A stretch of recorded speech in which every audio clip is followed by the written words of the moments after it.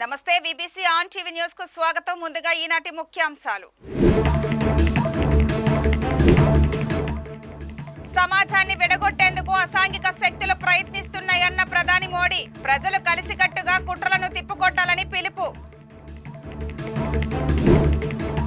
ఐక్యరాజ్య సమితి భద్రతా మండలిలో సంస్కరణలు తీసుకురావాలన్న భారత్. న్యూయార్క్ అసెంబ్లీ ప్లీనరీలో స్పష్టం చేసిన పర్వతనేని హరీష్.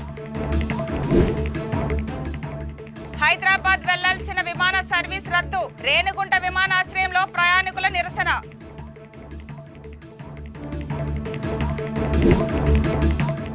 విశాఖ నగరంలో కార్తీక శోభ. శివాలయాలకు పోటెత్తిన భక్తులు.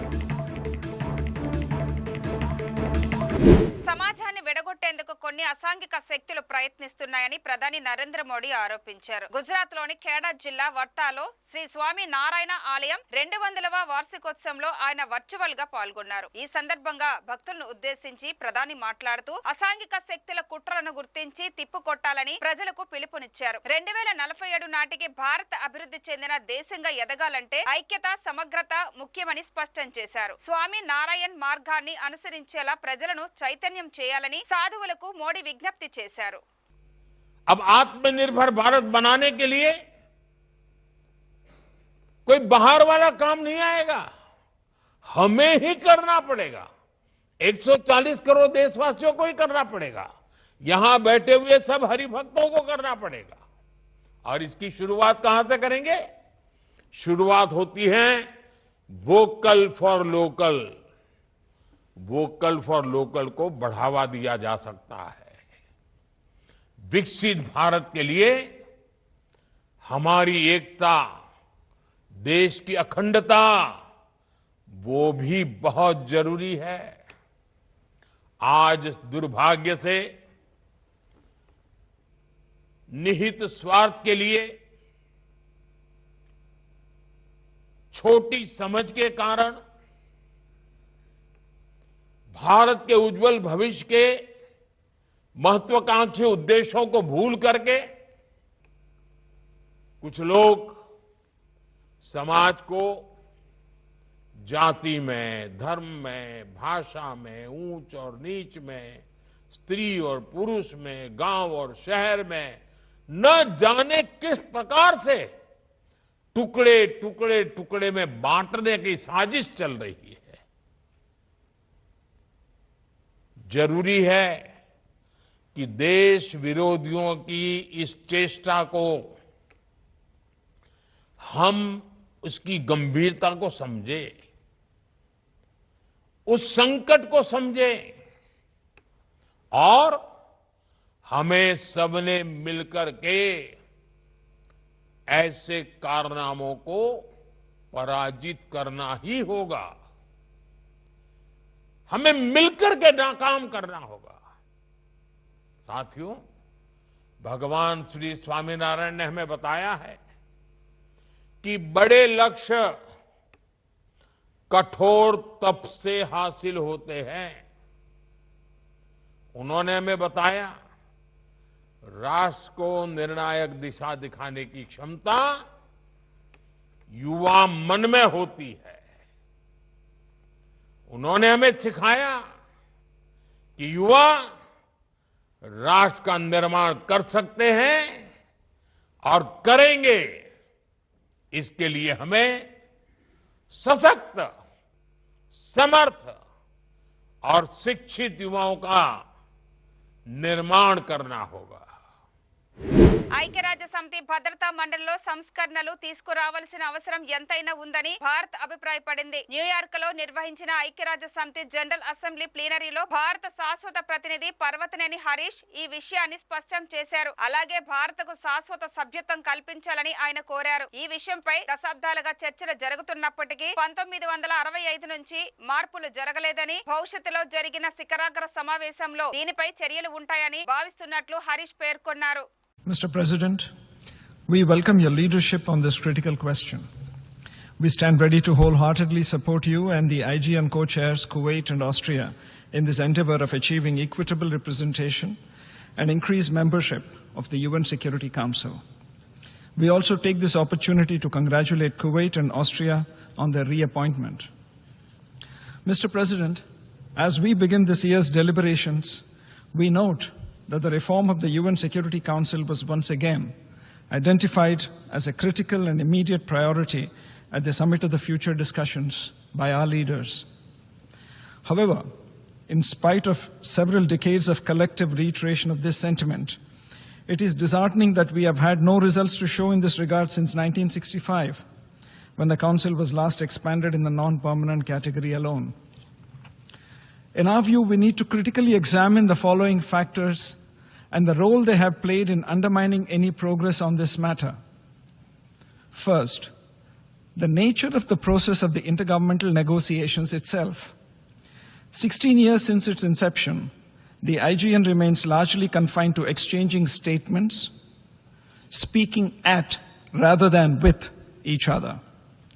No negotiating text, no time frame, and no defined end goal. Second, there is the argument pushed by a select few countries who favor the status quo of consensus. They argue that even before we begin text-based negotiations, we must all agree on everything. Surely we cannot have a more extreme case of putting the cart before the horse. Third, as a member of the Global South, we believe that representation stands as the unassailable prerequisite for both legitimacy and effectiveness of not just the Council, but the United Nations as a whole. Younger multilateral frameworks have been much more adaptive and nimbler on their feet. An example is the G20, which under India's presidency last year welcomed the African Union as its member. This is proof that with political will, change is indeed possible. The UN turns 80 next year. Tasked with the responsibility for the maintenance of international peace and security, the Security Council has too often found itself paralyzed by the geopolitical realities of today, which have evolved far beyond the realm of that of 1945. In today's interconnected world, Mr. President, a more equitable council is very essential. That sentiment was also clearly reflected in the Pact for the Future, calling for representation of the underrepresented and unrepresented regions like Africa, Latin America, and the Caribbean and Asia. The world of today is vastly different from the world of 1945. We cannot go on with the relics of the past for the demands of the future. India has consistently championed a cooperative, inclusive, and consultative approach to international relations. We firmly believe that the calls for reform multilateralism, with Security Council reforms at its core, is supported by the overwhelming majority of the membership. While we seek real tangible progress in the IGN, including with regard to development of a new model of reform of the Security Council as a precursor to text-based negotiations, we urge caution on two counts. First, the search for a minimum threshold of input from member states should not lead to indeterminate period of waiting for them to present their model. And second, the development of a consolidated model based on convergences should not lead to a race to the bottom to trace the lowest common denominator. Convergences are not consensus. There is every danger that the search for such a lowest common denominator might be used as a smokescreen to attempt a mere tinkering of the existing framework of the UN Security Council and terming it as a major reform. This would indefinitely postpone significant elements such as the expansion in the permanent category and addressing underrepresentation of Asia, Africa, Latin America, and the Caribbean to a very distant future. India is hopeful that the member states work constructively to ensure a concrete outcome on UN Security Council reforms, an outcome that respects the sentiments of the majority through the time-tested manner of negotiations. The legitimacy and credibility of the UN must be preserved by updating it. That indeed should be our resolution for the UN's 80th anniversary. Thank you, Mr. President. Indian airlines విమాన సర్వీసులను రద్దు చేయడంతో రేణిగుంట విమానాశ్రయంలో ప్రయాణికులు ఆందోళనకు దిగారు. హైదరాబాద్ నుంచి ఉదయం 7:15 రేణిగుంట ఎయిర్పోర్టుకు వచ్చిన ఫ్లైట్ తిరిగి ఉదయం 8:15 హైదరాబాద్ వెళ్లాల్సి ఉంది. అయితే ఈ విమాన సర్వీసును రద్దు చేశారు. ముందస్తు సమాచారం ఇవ్వకుండా ఫ్లైట్ రద్దు చేయడంతో ప్రయాణికులు తీవ్ర ఆగ్రహానికి గురయ్యారు. కనీసం ప్రత్యామ్నాయ ఏర్పాట్లు కూడా చేయలేదని చెప్పారు. నువ్వు లేవు ఎందుకైంది కనుక్కోలేదు ఇప్పుడు కనుక్కొని చెప్తారు నిన్న క్యాన్సిల్ అయింది ఈరోజు క్యాన్సిల్ అయింది నిన్న టెక్నికల్ ఇష్యూ ఈరోజు టెక్నికల్ ఇష్యూ ఎక్కడ టెక్నికల్ ఇష్యూ హైదరాబాద్ ఫ్లై కాలేదు. కార్తీక శుద్ధ ఏకాదశి వేళ విశాఖలో ఆలయాలు భక్తులతో కిటకిటలాడాయి. క్షీరసాగరంపై ఆషాఢ శుద్ధ ఏకాదశి రోజు యోగ నిద్రలోకి వెళ్లిన స్వామి కార్తీక శుద్ధ ఏకాదశి రోజు మేల్కొని భక్తులకు దర్శనమిస్తారని ప్రతీతి. దీనినే ఉద్దాన ఏకాదశిగా కూడా పిలుస్తారు. విశాఖ సాగర తీరంలోని పాండురంగ స్వామి ఆలయంలో వేకువజాము నుంచే ఏకాదశి ప్రత్యేక పూజలు వైభవంగా మొదలయ్యాయి. మరింత సమాచారాన్ని మా ప్రతినిధి మూర్తి అందిస్తారు. కార్తీక మాసంలో వచ్చే ఏకాదశికి అటు శైవ వైష్ణవ సాంప్రదాయాల మిళితంగా మనం చెప్పుకోవచ్చు. శివకేశవులకు భేదం లేదని చెప్పే ఈ ఏకాదశి ఎంతో పర్వదినమైనది. ఈరోజు భక్తులు ఏకాదశి దీక్ష అయితే చేపడతారు. ఈరోజు ఉపవాసం ఉండి స్వామిని వేకువజామునే దర్శించుకుంటారు. ప్రస్తుతం మనం విశాఖ బీచ్ రోడ్లో ఉన్న పాండురంగ స్వామి ఆలయంలో మనం ఉన్నాము. ఇక్కడ వేకువజామునే స్వామివారికి పంచామృతాభిషేకాలు దిగ్విజయంగా పూర్తి చేసిన పరిస్థితి ఉంది. వేలాది మంది భక్తులు స్వామివారిని దర్శించుకున్నారు. ఇక్కడ చాలామంది భక్తులు ఇక్కడికి వచ్చి అమ్మవారిని అలాగే స్వామివారిని దర్శించుకున్నారు. ముఖ్యంగా అమ్మ, ఏకాదశి విశిష్టత ఏంటి ఈరోజు? జై శ్రీమన్నారాయణ. ఓం అస్మద్గురుభ్యో నమః.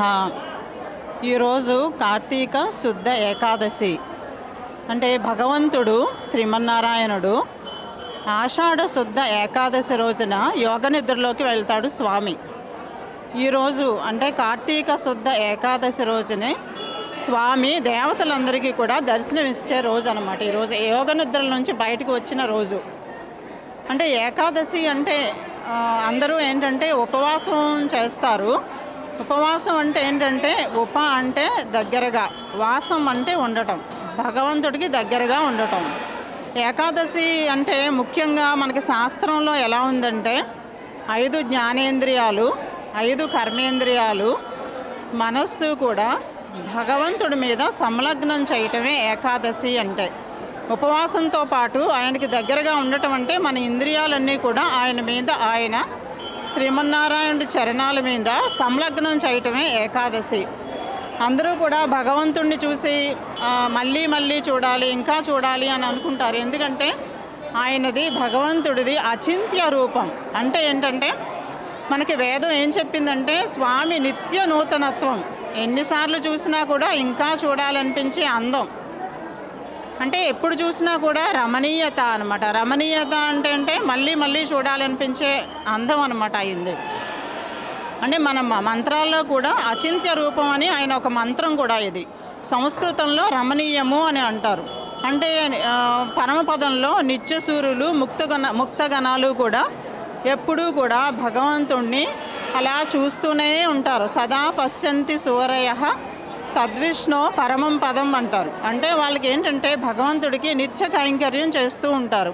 ఎలా చేస్తారు? భక్తితో, ప్రేమతో, ప్రీతితో, ఆర్తితో, శ్రద్ధతో, ప్రీతి ప్రేరితమై, ప్రీతికారితమై ఎప్పుడూ నిత్య కైంకర్యం చేస్తూనే ఉంటారు. వాళ్ళకి ఎప్పుడు ఏంటంటే పరమపదంలో భగవంతుడు ఎప్పుడూ కూడా నిత్య సూర్యులతో సేవలు ఆయన కైంకర్యం స్వీకరిస్తాడు స్వామి. కానీ ఇక్కడ స్వామి ఏంటంటే 2 రూపాల్లో ఉంటాడు భగవంతుడు. అవ్యక్తము, వ్యక్తము. అవ్యక్తము అంటే అంతటా నిండి నిమిడీకృతమై ఉంటాడు విభువుగా.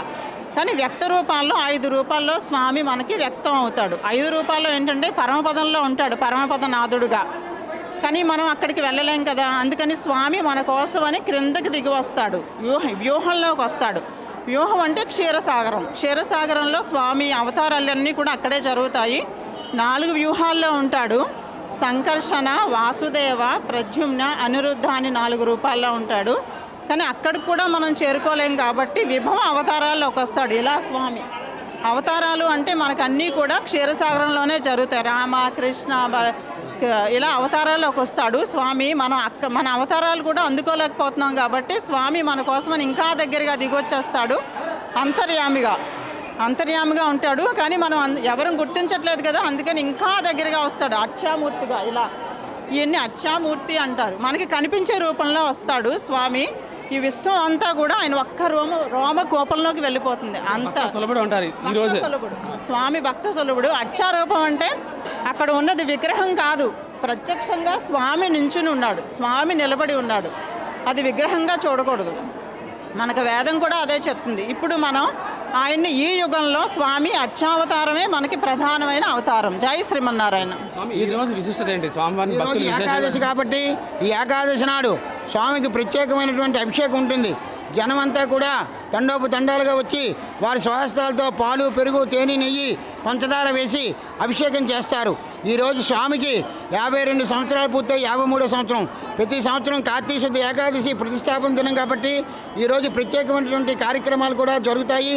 పాండురంగ దేవాలయంలో విశేషం ఏంటంటే పాండురంగ అంటే కృష్ణుడు, ఆ కృష్ణుడికి ఇష్టమైనటువంటి పదార్థాలు ఎప్పుడు పాలు కాబట్టి రోజు పాలాభిషేకం జరుగుతుంది. ఈ రోజు అఖండ పంచామృత అభిషేకం కూడా జరుగుతుంది. దీనివల్ల భక్తులందరూ కూడా ఆయురారోగ్యశులతో ఉంటారు. స్వామిని దర్శించిన వాళ్ళకి కూడా సర్వం అభివృద్ధి అవుతుంది, అష్టైశ్వర్యాలు కూడా కలుగుతాయని శాస్త్రం చెప్తూ ఉంది. విశాఖ బీచ్ రోడ్ అంటే మొట్టమొదటిగా గుర్తొచ్చేది పాండురంగ స్వామి కోవెల. మీకు ఎన్నాళ్ళుగా ఈ ఆలయంతో అనుభవం ఉంది? స్వామివారి వైభవం ఏంటి? నాకు 22 సంవత్సరాలుగా పాండురంగ స్వామితో అనుబంధం ఉన్నది. అంటే స్వామి అంటే ఒక భక్తున్నమాట. నేను అదేవిధంగా నేను ఎక్స్ చైర్మన్గా చేస్తున్నానండి దీనికి, పాండురంగ స్వామి టెంపుల్కి. ఎప్పుడు కూడా పాండురంగ స్వామి టెంపుల్ డెవలప్మెంట్ కోసమే నేను ఆలోచిస్తుంటాను. ఇవాళ ప్రత్యేకమైన ఇదేంటంటే కార్తీక శుద్ధ ఏకాదశి అండి. ఇవాళ స్వామివారికి 52 సంవత్సరాలుగా ఇక్కడ జరుగుతున్న విషయం ఏంటంటే పాలాభిషేకం, అభిషేకాలన్నీ చాలా బాగా చేస్తుంటారు. ఇప్పుడు కూడా ఈ రోజు అభిషేకాలు చాలా బాగా జరిగి భక్తులు ఇంచుమించు ఒక 30 నుంచి 40 వేల మంది వరకు వస్తారండి. ప్రతి ఒక్కరికి కూడా అభిషేకాలు చేసిన విధంగా అవకాశం ఉండే టెంపుల్ ఏది ఉన్నదంటే పాండురంగ స్వామి టెంపుల్ అండి. అది బీచ్ రోడ్లో. ఇది ముఖ్యంగా స్వామివారి వైభవం దినదిన ప్రవర్ధమానంగా పెరుగుతూ వస్తుంది. బీచ్ రోడ్లో పాండురంగ స్వామి ఆలయానికి ఈరోజు ఏకాదశి రోజు భక్తులు పోటెత్తుతున్న సందర్భం అయితే ఉంది. స్వామివారిని దర్శించుకుని తరిస్తున్న పరిస్థితి మనకి ఇక్కడ కనిపిస్తుంది. వీడియో జర్నలిస్ట్ కృష్ణతో Murthy, BBC on TV, Visakhapatnam. మాజీ ముఖ్యమంత్రి జగన్మోహన్ రెడ్డి అధికారులపై బెదిరింపులకు పాల్పడుతున్నారని, ఆయనపై చర్యలు తీసుకోవాలని కోరుతూ టీడీపీ అధికార ప్రతినిధి కోడూరు బాలసుబ్రహ్మణ్యం తిరుపతి ఎస్పీ కార్యాలయంలో ఫిర్యాదు చేశారు. జగన్మోహన్ రెడ్డి ఐపీఎస్ అధికారులను సైతం బ్లాక్మెయిల్ చేస్తున్నారని పేర్కొన్నారు. ఈ సందర్భంగా బాలసుబ్రహ్మణ్యం మాట్లాడుతూ సోషల్ మీడియా వేదికగా మహిళలను కించపరిచే వారికి జగన్ వత్తాసు పలుకుతున్నారని ధ్వజమెత్తారు. ప్రజా వ్యతిరేక విధానాల వల్లే జగన్మోహన్ రెడ్డి గత ఎన్నికల్లో ఓడిపోయారని, గత ప్రభుత్వ హయాంలో బడుగు బలహీన వర్గాలపై అనేక అరాచకాలు జరిగాయని విమర్శించారు. ప్రజల కోసం పనిచేస్తున్న కూటమి ప్రభుత్వంపై విమర్శలు చేయడం మానుకోవాలని సూచించారు. అధికారులను బెదిరించడం మానుకోవాలని, అసెంబ్లీకి వెళ్లి రాష్ట్ర ప్రజా సమస్యలపై చర్చించాలని హితవు పలికారు. ఈరోజు ఎస్పీ కార్యాలయం కార్మికులు, తిరుపతి వాసులందరూ కూడా ఒక 300 నుంచి 400 మంది కంప్లైంట్ దర్జీ చేశానికి వచ్చారు. మా కంప్లైంట్ ఏంటంటే ఎక్స్ సీఎం జగన్మోహన్ రెడ్డి గారు మొన్న మాట్లాడారు మీడియాలో. ఆయన సపోర్ట్ చేసే వ్యక్తులు ఎవరురా అంటే సోషల్ మీడియాలో మహిళల్ని అసభ్యంగా మాట్లాడేవాళ్ళు, ఆయన సొంత చెల్లెల్ని అమ్మని అసభ్యంగా మాట్లాడిన వాళ్ళు, వాళ్ళకి సపోర్ట్ చేస్తూ ఎస్పీలని, ఐఏఎస్ ఆఫీసర్ని బెదిరిస్తున్నారు. మీరు ఎక్కడి నుంచి వచ్చారో అక్కడికి మిమ్మల్ని అక్కడి నుంచి తీసుకొస్తాం, 7 సముద్రాలు దాటైనా తీసుకొస్తాం అంటున్నారు. జగన్మోహన్ రెడ్డి గారు, మీకు తెలియని విషయం ఏంటంటే మిమ్మల్ని ప్రజలు ఆ 7 సముద్రాలు దాటి విసిరేసేశారు. మీరు ఆ సముద్రాలు దాటి వచ్చేదానికి ఇంకో 30-40 సంవత్సరాలు పడుతుందేమో. ప్రజలు మీ పాలన చూశారు. మీ పాలనలో గాంజాయి, డ్రగ్స్, మహిళలు మానభంగాలు గాని ఒక దళితుణ్ణి చంపి డోర్ డెలివరీ చేసిన బాపతి మీరు. అదే విధంగా ఒక డాక్టర్ మాస్క్ అడిగిన పాపానికి ఒక దళిత డాక్టర్ అని కూడా చూడకుండా ఆయన రోడ్ల పైన పిచ్చివాళ్లా తిప్పి ఆయన చంపిన బాపతి మీ ప్రభుత్వానికి. కాకినాడ జిల్లా గండేపల్లి మండలం ఉప్పలపాడు అంబేద్కర్ కాలనీలో జలజీవన్ మిషన్ పైప్ లైన్లు మురుగు కాలువలో వేయడంతో ప్రజలు తీవ్ర ఆగ్రహం వ్యక్తం చేశారు. నీరు కలుషితమై రోగాల బారిన పడుతున్నామని ప్రజా ఫిర్యాదుల వేదికలో జిల్లా కలెక్టర్కు ఫిర్యాదు చేశారు.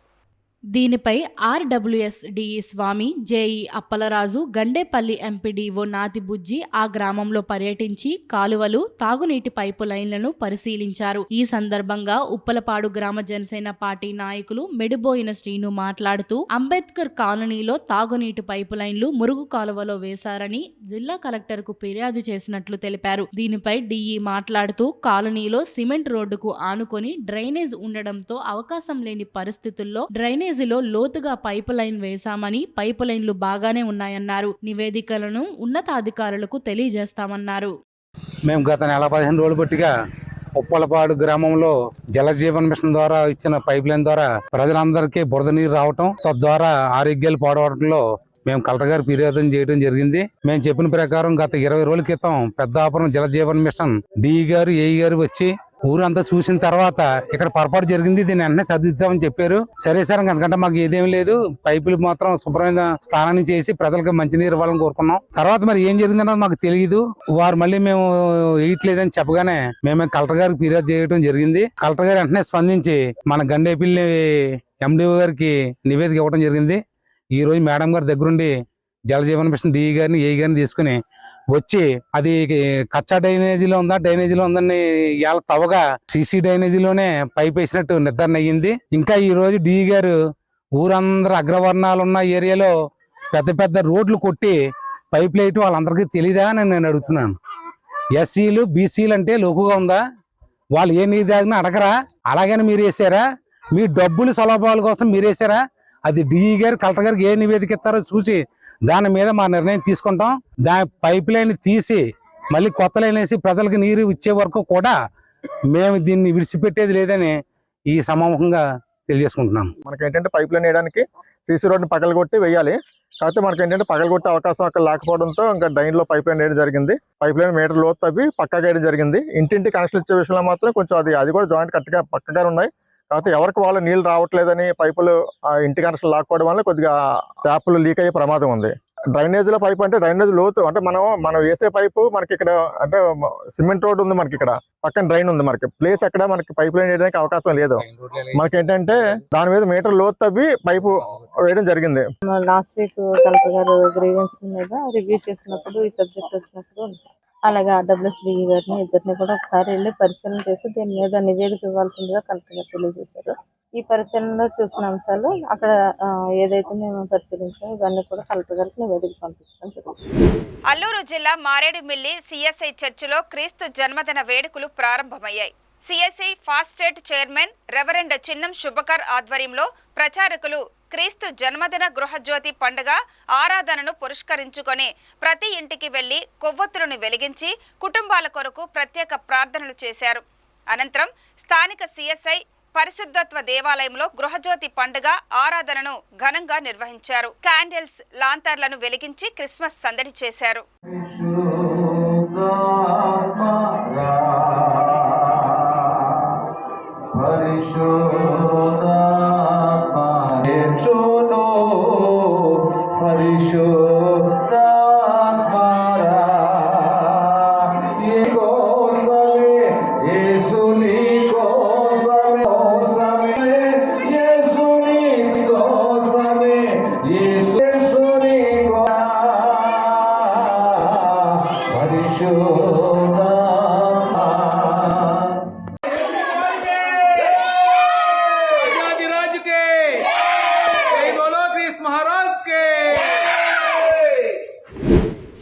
క్షేత్రంలో కార్తీక మాసం 2వ సోమవారం సందర్భంగా ఆలయ పుష్కరిణి వద్ద లక్ష దీపోత్సవం దశహారతులు కార్యక్రమం వైభవంగా జరిగింది. పుష్కరిణి వద్ద ఏర్పాటు చేసిన ప్రత్యేక వేదికపై భ్రమరంబ సమేత మల్లికార్జున స్వామి ఉత్సవ మూర్తులను స్థాపించి వేద పండితులు దీపోత్సవ సంకల్పాన్ని పఠించగా అర్చకులు ప్రత్యేక పూజలు నిర్వహించారు. అనంతరం ఉత్సవ మూర్తులకు పుష్కరిణికి శాస్త్రోక్తకంగా దశహారతులిచ్చారు. ఈ కార్యక్రమాలను దర్శించుకునేందుకు భక్తులు పెద్ద సంఖ్యలో పుష్కరిణి వద్దకు చేరారు.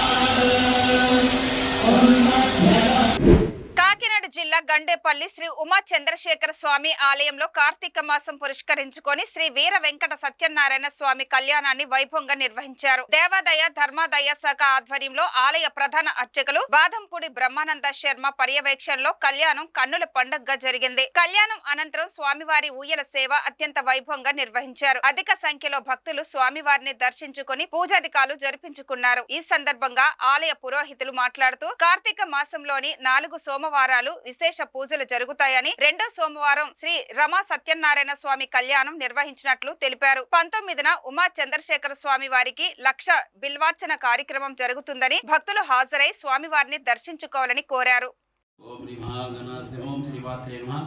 భక్త విజ్ఞప్తి. మన గండేపల్లి గ్రామంలో వేచి ఉన్న శ్రీ ఉమా చంద్రశేఖర స్వామి వారి యొక్క దేవస్థానంలో కార్తీక మాసం సందర్భంగా మొదటి సోమవారం శ్రీ ఉమా చంద్రశేఖర స్వామి వారికి శాంతి కళ్యాణ మహోత్సవం జరిగింది. అలాగే రెండవ సోమవారం శ్రీ రమాస్వామి సత్యనారాయణ స్వామి వారి యొక్క దివ్య కళ్యాణ మహోత్సవం ఈరోజు ప్రారంభమైంది. అలాగే మిగతా రెండు సోమవారాలు కూడా స్వామివారికి విశేష కార్యక్రమాలు జరుగుతాయి. సహస్ర దీపార్చన కార్యక్రమం జరుగుతుంది. కావున ప్రతి సోమవారం కూడా ఈ కార్తీక మాసం 3 సోమవారాలు కూడా సాయంత్రం ఉజ్జల సేవా కార్యక్రమం జరుగుతుంది. కావున భక్తులందరూ కూడా వచ్చేసి స్వామివారిని దర్శించుకొని కోరుతున్నాం. తారీఖు మన చంద్రశేఖర స్వామివారి యొక్క దేవాలయంలో దేవస్థానం వారిచే 1,00,000 బిల్వార్చన కార్యక్రమం జరుగును. అలాగే ఆ రోజు ఆరుద్ర నక్షత్రం శంకటహార చతుర్దశి కలిసి వచ్చే సందర్భంగా ఆ రోజు రుద్రహోమం, లక్ష్మీగత హోమం కూడా జరుగును కార్యక్రమం. కావున భక్తులందరూ కూడా విచ్చేసి ఈ యొక్క 1,00,000 బిల్వార్చన కార్యక్రమంలో పాల్గొని స్వామివారి యొక్క తీర్థ ప్రసాదములు స్వీకరించగా కోరుచున్నాము.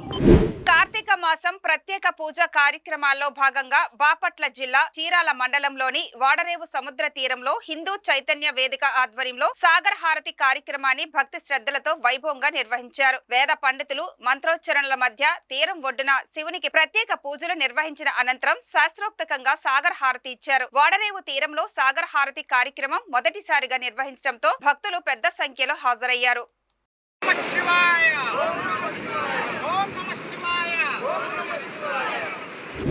కర్ణాటక నుండి తమిళనాడుకు అక్రమంగా గుట్కా తరలిస్తున్న 3 కార్లను కుప్పం పోలీసులు సీజ్ చేశారు. కుప్పం జాతీయ రహదారిపై వాహనాలు తనిఖీలు నిర్వహిస్తుండగా 3 వాహనాల్లో అక్రమంగా తరలిస్తున్న గుట్కా ప్యాకెట్లను గుర్తించారు.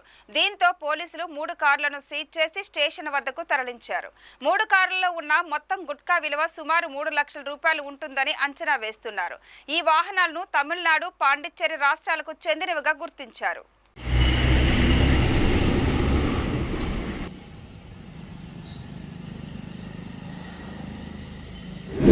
విశాలాంధ్ర విజ్ఞాన సమితి ఆధ్వర్యంలో ఈ నెల 14 నుంచి విశాఖలో 23వ పుస్తక మహోత్సవాన్ని నిర్వహిస్తున్నట్లు సిపిఐ నగర కార్యదర్శి పైడ్రాజు తెలిపారు. పుస్తక ప్రదర్శన జరగనున్న టర్నర్ సత్రంలో మీడియా సమావేశాన్ని నిర్వహించారు. 20,000 రకాల పుస్తకాలను ప్రదర్శనలో ఉంచనున్నట్లు తెలిపారు. విశాలాంధ్ర ప్రచురించే అత్యుత్తమ సాహితీ విలువలతో కూడిన పుస్తకాలతో పాటు ఆధ్యాత్మిక, యోగా, చిన్నారుల సాహిత్యం, వ్యక్తిత్వ వికాసం, ప్రముఖుల జీవిత చరిత్ర పుస్తకాలు విక్రయాలకు అందుబాటులో ఉంటాయని, డిసెంబర్ 12 వరకు ప్రదర్శన ఉంటుందని తెలిపారు. 4వ తేదీ నవంబరు భారతదేశ మొట్టమొదటి ప్రధానమంత్రి పండిట్ జవహర్లాల్ నెహ్రూ జన్మదినం సందర్భంగా ఉదయం 10:30 గంటలకి గ్రేటర్ విశాఖపట్నం నగరపాలక సంస్థ కమిషనర్ గారు పి సంపత్ కుమార్ గారు ప్రారంభిస్తారు. విశాఖపట్నం మార్క్సిస్ట్ అధ్యయన కేంద్రం నిర్వాహకులు సిపిఐ రాష్ట్ర సహాయ కార్యదర్శి జేవి సత్యనారాయణమూర్తి గారి అధ్యక్షతన అనంతరం సభ జరుగుతుంది. ఈ సభలో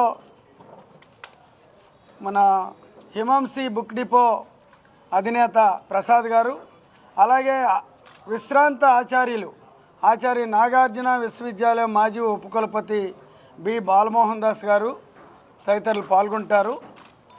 ఈ ప్రదర్శన ఉదయం 10:30 నుండి రాత్రి 8:30 వరకు ఉంటుంది. డిసెంబర్ 15వ తేదీ వరకు నడుస్తుంది. ప్రజలు సందర్శన పెరిగి అవసరం అనుకుంటే మరికొద్ది రోజులు పెంచుతారు. ముఖ్యంగా గత 23 సంవత్సరాలుగా వాస్తవానికి విశాలాంధ్ర ప్రచురణాలయం ద్వారా ఈ పుస్తక మహోత్సవం 91లో నిర్వహించడం ప్రారంభించారు. ఇక్కడ మధ్యలో రైల్వే గ్రౌండ్స్లో విశాఖ పుస్తక మహోత్సవం పెట్టినందువలన 10 ఏళ్ళు అక్కడ పెట్టడం జరిగింది. తర్వాత నుండి మళ్ళీ కంటిన్యూగా ఇక్కడ విశాలాంధ్ర పుస్తక మహోత్సవం జరుగుతుంది. ఈ పుస్తక మహోత్సవంలో పిల్లలకి, అలాగే కాంపిటేటివ్ ఎగ్జామినేషన్ వెళ్ళిన వాళ్ళకి కూడా మెటీరియల్ దొరుకుతుంది.